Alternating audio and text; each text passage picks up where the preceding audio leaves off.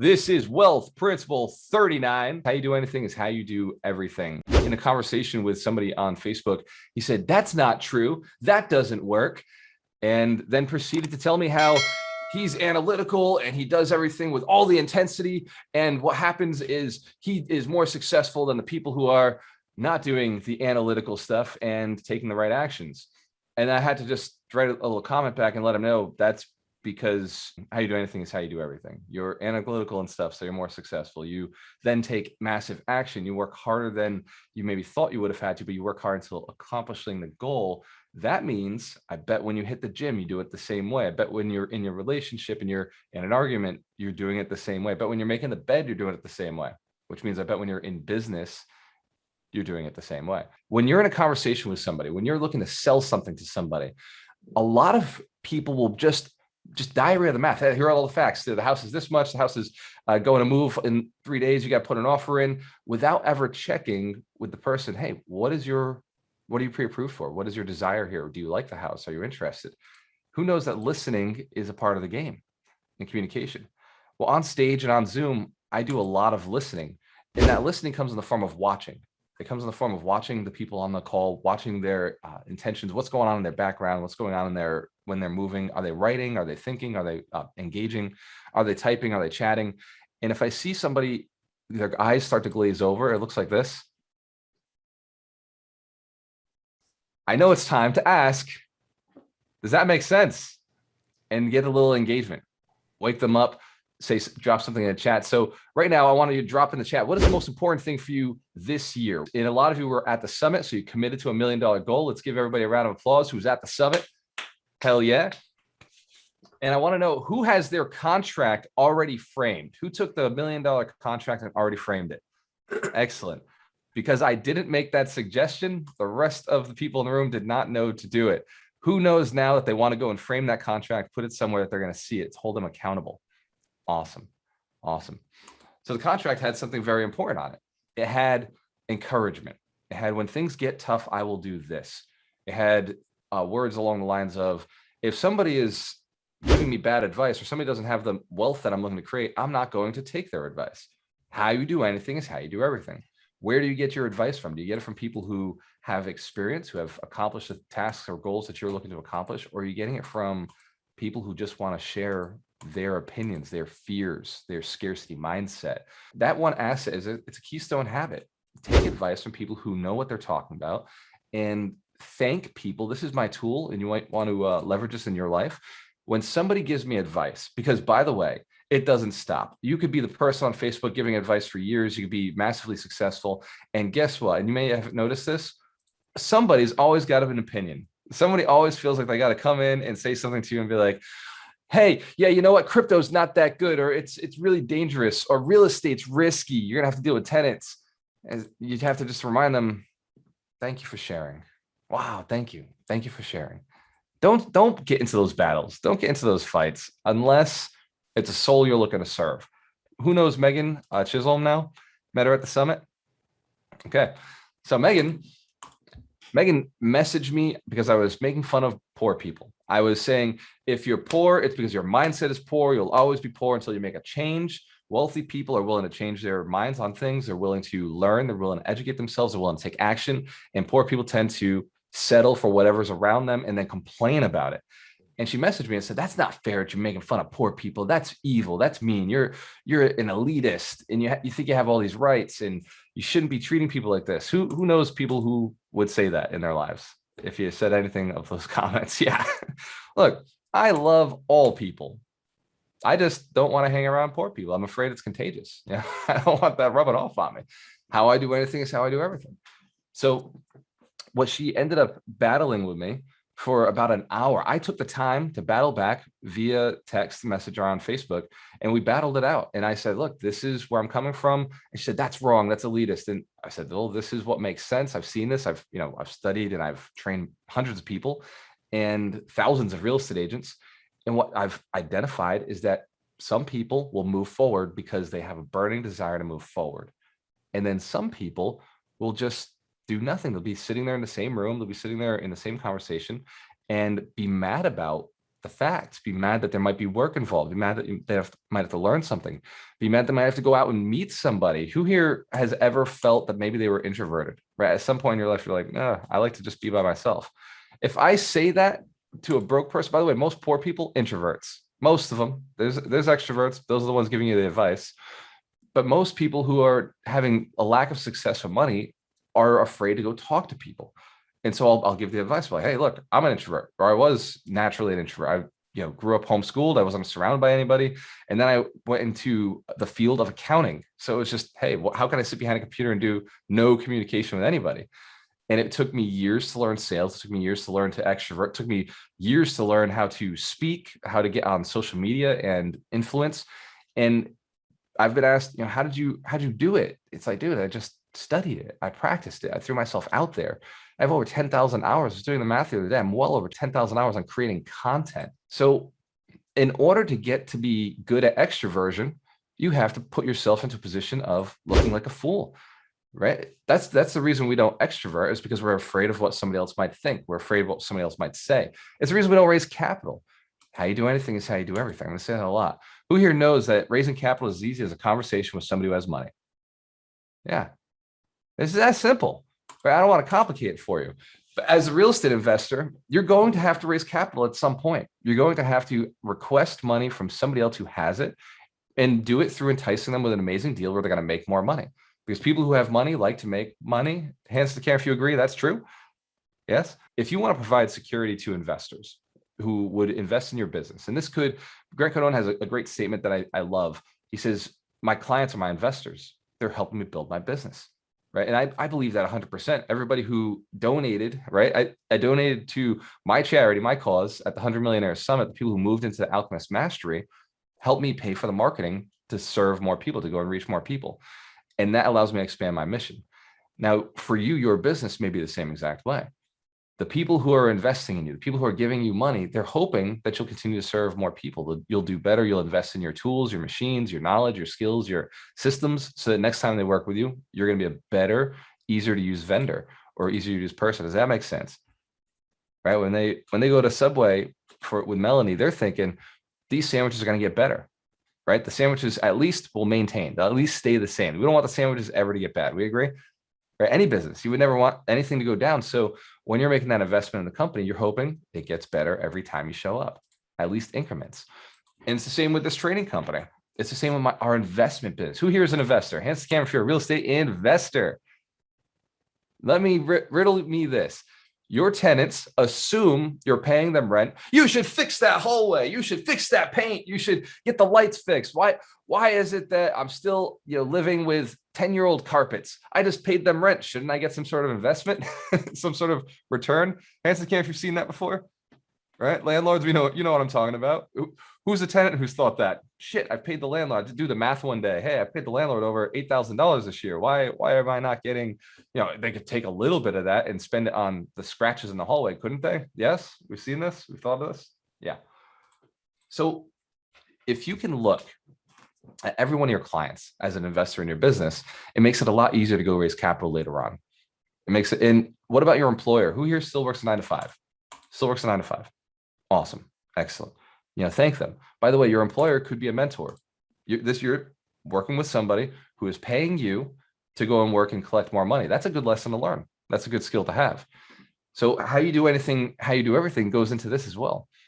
When you're in a job, you're in a training situation. You're able to learn how that company works. You're able to learn how that employer works. You're able to learn how they make money, how they manage. You can see what works, what doesn't work. You can see how you feel internally in those moments. I remember my early jobs, and maybe you can relate to this. Who remembers an early job where you felt like the manager was kind of a dick? Like you felt like they just weren't treating you right, that you weren't getting respected. You weren't getting that information. Who felt like a manager was amazing, right? Who had one of those amazing managers? You're like, man, made me feel special. They paid attention to things that I did. So that knowledge, that information is stuff to remember when they make you feel good, when they reward you, or you're getting some sort of benefit out of being in that job. Memorize those moments, because one day you're going to be an employer. One day you're going to be a coach or a mentor or a leader, sharing things with other people. So you want to make sure you have those skills. Who's heard me say cheers to your success? Who's heard me say that? Cheers. This is something I took in when I was working as an accountant back at Computer Associates over 12 years ago. I remember I sat next to all the VPs. I had a very blessed position. I was the accountant, but all around me were vice presidents of different departments, different categories. And so I'd listen to their conversations. And there was this one guy, and he would always get off the phone. He would say, cheers. And I thought, man, that's unique. Man, that's cool. And I started adding it, not that day, 4 years later, when I became a real estate agent. Cheers was how I hung up the phone. Who sees this? Who's getting that? It can become things later on. I still today, Alchemist University, right? I'm a constant learner. Who's been on Alchemist University? Who's been there, seen the training modules and used them? Awesome. Excellent. Give yourselves a round of applause, by the way. That's extremely valuable. If you have access to it, you've paid for it at some point, it continues to grow and it continues to become a better asset for you. We don't charge, once you're in, we give lifetime access to everybody. And as we add more modules, we tend to make a lot of them free. Some will be paid, like the summit will be paid for anybody who wasn't at the summit. Is that fair? If they weren't at the summit, they should probably pay to get some access. I agree. But a lot of the stuff I put out, the training stuff that I'm asked questions, that's free. Because I think it's the right thing to do. I think that if you've paid and you're in here, then you should be continuing to gain your knowledge. That came from Walmart. My first corporate job was something that I learned from sitting in the seat when I was 18 years old, and they put me on a computer and I'd have to learn how to greet customers. I had to learn the culture of Walmart. I had to learn respect for the individual. By the way, who knows, I always have respect for the individual. That's my main mission. The person in front of me should feel like they're the most special person in the world. And if I mess that up, that's internal. I know I messed up because I'll see it in their eyes. I'll see it in the reaction or the words that they say. I learned that at Walmart, constant learner. How you do anything is how you do everything. If you're constantly in the seeking of education, seeking of improvement of yourself and learning and becoming better, you will, no matter what situation in, become a better human being. I've been on bus stops and seen somebody treat somebody with respect and thought, wow, next time I see that situation, I want to do that. I want to be the one who walks the little old lady across the street. Who's felt that or seen that, learned something from somebody else in a situation? Awesome. You're gaining at any point in life the most valuable lessons. If you can pay attention to them, if you can look and you can open your mind, you can apply these to your business. You can apply this to your investment strategies. You can apply this to your real estate. You can apply it to your main business, your relationships, everything. Who knows that how you do everything is also a tell? Who knows it's also a tell? Okay, let me explain what that means. A tell is something that gives you a clue, right? If somebody doesn't make their bed in the morning, maybe they may not do that in their business as well, right? And I don't make my bed in the morning. Half the time I don't even sleep in my bed. Sometimes I just go and rest on the couch, take a 20-minute nap or an hour, 2-hour nap, and then I'm back in the game. What does that say about me in business? Maybe it says that I don't take the time to go back and do the back end stuff that will make things a little easier in the future. So I identified that about myself. Maybe who else notices that that's a thing that they do? They may go out and they use the bed. Hell yeah, they use the heck out of it. But sometimes going back and cleaning up things or fixing things ends up, not happening. So what's the solution? Well, in my business, I brought in other people who are good at making the bed. Right? Ron has a principle. He says, I make the bed for future Ron. He says, I'm thinking about future me. And so when I get to the bed, I'm now thinking about past me saying thank you. Do you see how cool this is? Right? And the way he put it has been fascinating. It's had such an impact across the rest of my life and everything that I do. When I'm doing my social media, who knows that it takes time to put out as much as I put out. I consume probably 30 minutes a day, and that's mostly just responding to people. But the creation of content is anywhere between 4 to 6 hours a day. And it is intense, and it's a full-time job, but I have fun with it. I really enjoy the process. And I'm doing things and setting things up and lining things up in assets, my hashtags, my comment phrases that I'll say commonly, or ideas that I know are content value stacks, like that people were going to use later on. Like, who knows the 70% rule? 70% rule in real estate. Who's heard me talk about wealth stacking? Well, you should buy first. Who's heard me talk a little bit about crypto, the differences between gold, crypto, stocks? Absolutely. These are topics that are always going to be interesting to people. So I have a list, so I don't have to remember it. This way, when future Walter gets to doing a video, he can thank past Walter for having built that asset for him. Is that cool? So building those assets and then hiring people. I'm bringing on a lot of people right now to expand the mission, to serve more, to help more. That comes from knowing that I'm not the guy to go back and maybe clean up to make the bed. I realized a long time ago, but you know, the bed's made every day. Do you know why? Darina makes the bed. Fantastic team, right? She's usually in there a little longer than I am, and she makes the bed for us. And at the end of the day, if I'm the last one in the bed, I'll walk into the bedroom, and at some point, she's made the bed. You know what I think? Thank God for past Darina, right? Wow, she cares about future present Walter, who's here looking at this bed, and I get a smile. I'm like, wow, this is cool. The team is working. You know, she's crushing this one domestic task, and I know she feels the same way when I wash the dishes, right? And you know, I don't like to wash this hand camera. If you know that that's a thing against me, yeah. But if she's gonna make them and they're gonna sit in the sink, and I'm happen to be there and I'm listening to an audiobook, I don't mind. You know, it's like whatever. Just turn the faucet on, scrub it out, get it done, because I know the value of when she sees it later. Again, how you do anything is how you do everything. If I was living alone, there'd be no dishes, it'd be paper plates, plastic forks, and I'd be going through life taking out the trash once a week. Does that make sense? All right, so we're having fun with this. Let's dive into the business. I think that this is a key point to pull out a pen and paper if you have a chance. I want you to write down the moments in your business that you have been most proud of. Just one or two moments in your business that you have been most proud of. For me, an example would be when I lock in a contract, when I put something under agreement, when I make a call for somebody and I have a conversation with them about raising capital. And I don't mean like, if the person doesn't say yes, I'm still excited about having made that call. Like, that's still a win to me, having had the guts to call and find out what they're looking for and see if they had value. And if they do say yes and we move forward with a deal together, I'm also excited about that. Like, that's a win.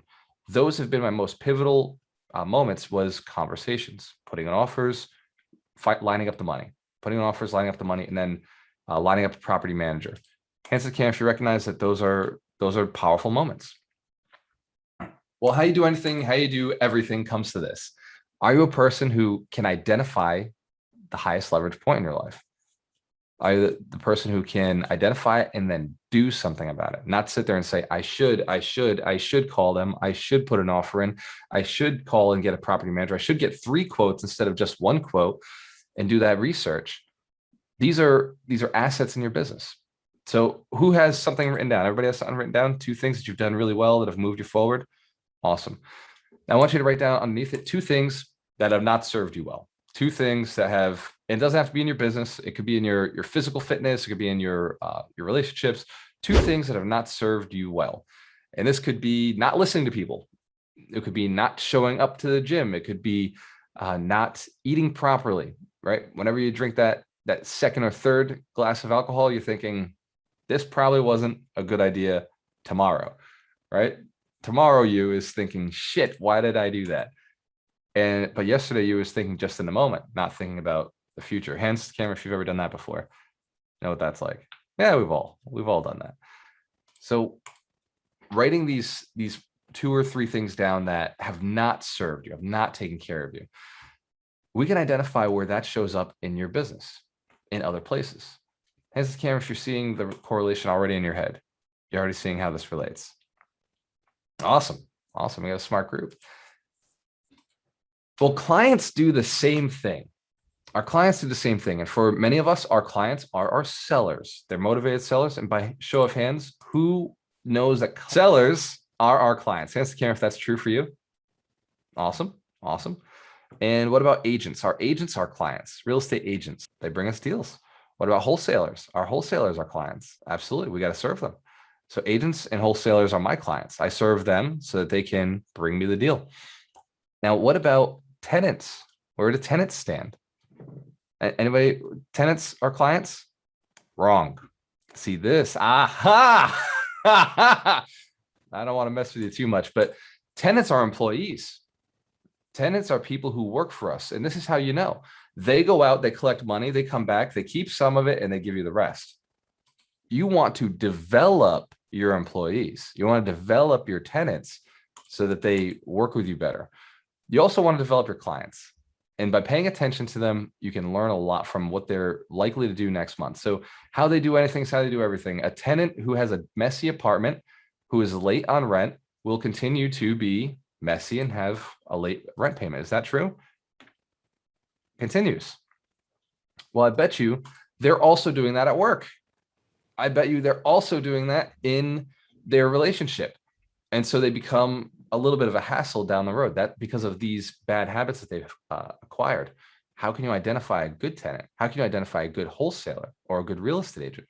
Or if a motivated seller is likely to be motivated? Who'd like to find out what some of the tells are on a motivated seller? Excellent. Awesome. Full room. So a motivated seller is typically someone who doesn't make fast decisions. They're typically someone who procrastinates on decision making, which is why they're motivated now, because they've got a situation that's occurred in their life and they weren't prepared for it. They typically don't prepare for things. They typically are not a very motivated person, and they typically are not thinking about the future. They're usually in the moment or in the past. They're living in the past. So when you pick up the phone, you're talking to somebody and their immediate story is somewhere in the past. There's a good chance, and it's a story of pain. They tend to be negative. I don't know that I've ever worked with a motivated seller that was positive. I mean, they were nice. They were all nice, but their mindset was constantly in scarcity, constantly in fear, constantly in lack. So when you're having these conversations and you're hearing a little bit of that fear, lack, scarcity, that's a tell. That's something that can give you a little bit of a guide into what the future looks like. Is this making sense? Fear, lack, scarcity, a messy house, not being on time for an appointment, right? Not showing up to an appointment on time is a sign that the person could be motivated. Now, if they're a fast talker and they're a business person, that's totally different. But if they're like procrastinating on the meeting, if they're procrastinating on getting to meeting with you, if they're scared about meeting you in person, most investors think, oh, this person's not serious. Answer the camera if you've ever felt that way. Person's not serious. They're not showing up for appointments. They're scared. They're nervous. They're asking you about COVID. These are actually tells of a motivated seller. A lot of investors will back off when they're getting those objections. But the truth is that this is somebody who most likely is going to work with you. They probably need you. And you're going to have to handle some of those barriers, some of those objections by moving forward and proving to them that you're safe, proving to them that you are okay with a little bit of a delay, not just getting frustrated and leaving, or just being like, oh, you know what, they didn't show up. I'm not going to schedule another call or another appointment. Schedule it again. Show up. Be consistent. If they're not responding back to you, right? This is another sign of a motivated seller. They're not responding back to your text. They're not responding back to your calls. This is a sign that somebody is afraid of having this conversation because they're afraid of a decision. Who knows? Indecisive people tend to sell their real estate at a discount. Yeah.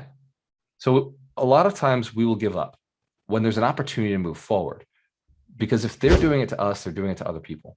This is a door knock situation. Get out there, show up, get somebody at the door, call your agent or call your wholesaler, send them out. But this is the point where it's time to push. How you do anything is how you do everything. Do you just give up when it's hard? Do you just give up when somebody gives you an excuse? Or do you see that excuse as an opportunity?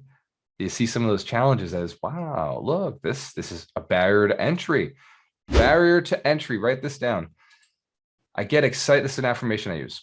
I get excited when I see a barrier to entry. I get excited when I see things get difficult. When a situation or scenario gets hard, I think this one thought: I bet it's hard for everybody else. In fact, the harder it is, the less people on this road, which means the more chance I'll be the one who gets the win. If there's less people on this road, I want to be on this road, assuming the road goes somewhere.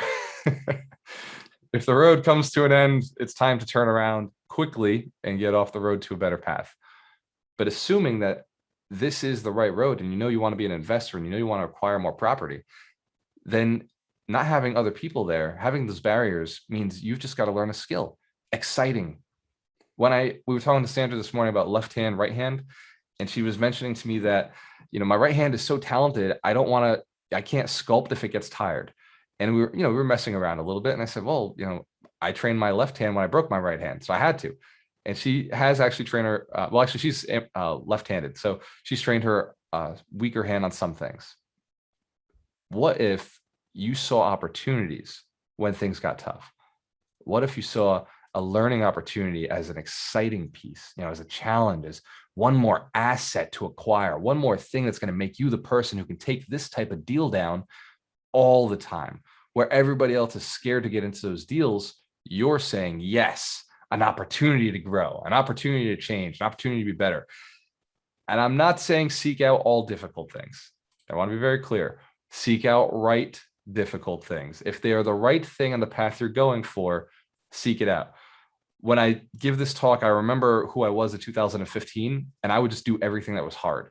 Hands to the camera if you've ever been that person. If there was a challenge, if it was difficult, you're like, yeah, sign me up. Give me the hard stuff. Let me grind. I'm a grinder. Grinders are something that Melanie sells at Subway. They're not something you want to be all the time. Remember, they get eaten at some point.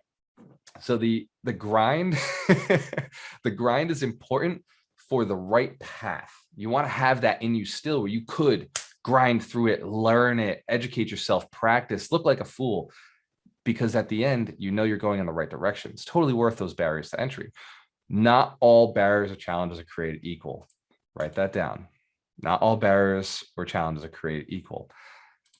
There are some things that will just be a barrier for the sake of being a barrier. Some relationships, some friends that you may have to remove from your life are just going to always be negative, always be pushing you down, always taking you out of the game. There are some strategies in business that will just never work. There are some businesses that are just not scalable. If it can't make $1 million one day, or somebody's not making $1 million doing it, don't get into it. If there's somebody making $1 million, then possibly you could be one of those people making $1 million. There's a better chance. But if nobody's making $1 million in the business, 5 years from now, that would be a regret to have gotten into it. Does that make sense? Awesome. Excellent. Now, perceived barriers to entry it's all up here, right? It's all up here based on your knowledge, based on your skills. When I sat in the room in 2015, I thought, I have no skills on stage. I have no ability to serve people in the way that the gentleman on stage was serving me at that moment, where he changed my life, helped me make my first 100,000. I knew, though, that I could learn anything. I knew that I could learn anything, and he on stage was somebody I could learn from. Now, I didn't sign up with his coaching program for another 6 years. I just signed up with him this year, and it cost me tens of thousands of dollars. But who was at the summit? Who was at the 100 Millionaire Summit this year? Who saw Dennis Cummins on stage speaking? Yeah. In 2015, I made a commitment to myself. I said, one day I'm going to coach with him. I couldn't afford his $5,000 program at the time, and I knew it would be more expensive. In fact, he told me it would be more expensive. He said, as I continue, as I get 10 people in my program, I double the price. I double the price. I double the price every time I get 10 people in my program. And I looked and I was like, man, like I better be successful fast, because at some point that's going to be a stupendous amount of money. And I want to have that speed to be able to get on stage. I want to have that skill to serve and build emotions. And I set another commitment. I said, one day I'm going to share the stage with him. 2021, took me 6 years, but I shared the stage with the guy who changed my life. How cool is that? What we think about, we bring about. What you desire becomes your reality. How you do anything is how you do everything. My one success skill, if I could share one with you, is that no matter what, if it's something I see somebody else doing, I instantly am aware that that could be me.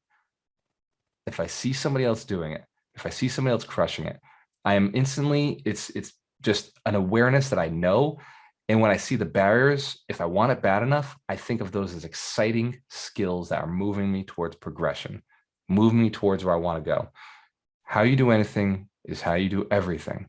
If you can look at life this way, if you can look at the things that other people are doing that you truly, genuinely want, and you say, yes, if they're doing it, oh, like, thank God. I bless successful people in their marriages. I bless successful people in their wealth.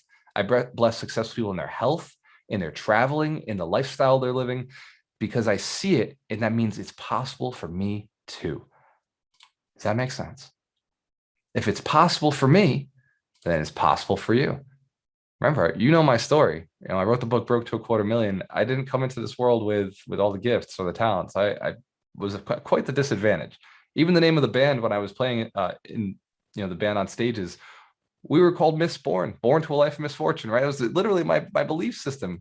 Who knows? That's a detrimental belief system when you think that everything was gonna be a challenge. Life is easy. Choose what you want to create for yourself. Model the people who have it. So there's a book called Science of Getting Rich by Wallace D. Wattles, and he says, focus on the best, surround yourself with the best, and you'll become the best. I'll say that again for you. Focus on the best, surround yourself with the best, and you'll become the best. And it only works if you focus on the best. What you focus on, you get more of. What you think about, you bring about. And what you track, you get. Well, what you think about, you bring about. What focus on expands. What you track, you get more of it. We'll say that the right way. All those cliches. Actually, Dennis is always making fun of me for throwing too many out there. Hands to the camera if you know repetition is how you're memorizing these. I throw them out because I want you to memorize them. It's important to me for you to be successful. Who saw Mike Shine's presentation on partnerships? Who thought that was absolutely valuable? Huge value at the summit. Awesome. Michael Shine, the keeper of the books. Yeah, so the book of the week is The Compound Effect, and it's a great book. It's really teaches you about anything's how you do everything, because if you have little habits that you do every single day, those habits add up. My favorite part of this book, I think I talked about this last year when I did this book, was the three guys. It's in the beginning, but it's Larry, Scott, and Brad. And Larry does nothing, doesn't change anything in his life. And Scott makes some changes, like starts reading 10 pages a day. He starts listening to inspirational presentations while he's driving to work. And Brad makes a few poor choices, like he gets a big screen TV and he starts making cheesy casseroles and desserts, and puts a bar in his basement. And all these little subtle changes after five months don't look like anything, but it says in the end, the phenomenal power of the compound effect is that simple. The difference between people who employ the compound effect for their benefit compared to their peers who allow the same effect to work against them is almost inconceivable. It looks miraculous, like magic or quantum leaps. After 31 months or 31 years, the person who uses the positive nature of the compound effect appears to be an quote unquote overnight success. In reality, his or her profound success was the result of small, smart choices completed consistently over time. So yeah, this is an amazing book. Walter and I were on like a mastermind the other day, and the guy who was speaking, he was amazing. He pointed out that, that story that we've all heard. If you take a penny and you double that penny every day for 30 days, you get, don't quote me on these numbers, but you end up with $5 million, right? But this is the part I had never heard before. He said, do you know what happens if you skip a day? So if you have a penny and double it and skip a day and then double it the next, you end up with $163. So that's the power of the compound effect, is compounding, daily practice, doing the things, what you do, how you do anything is how you do everything. Do it every day, crush it, compound effect, great book. Thank you.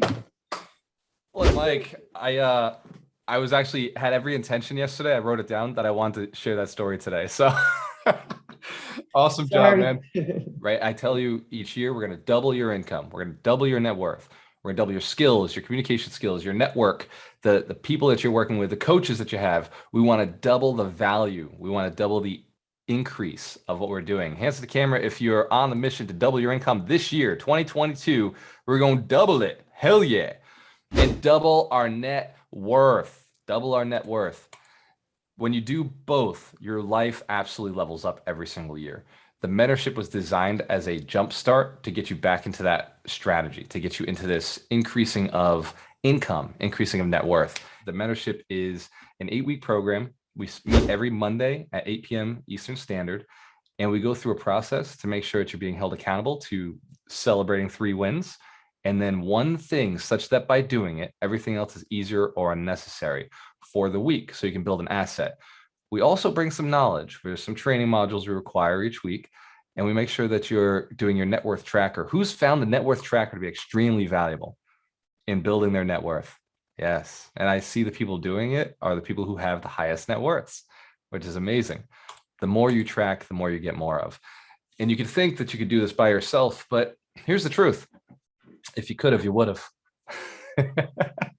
If what you have been doing was doubling your income, you would have been doubled by now. Hands scan if that's true too, right?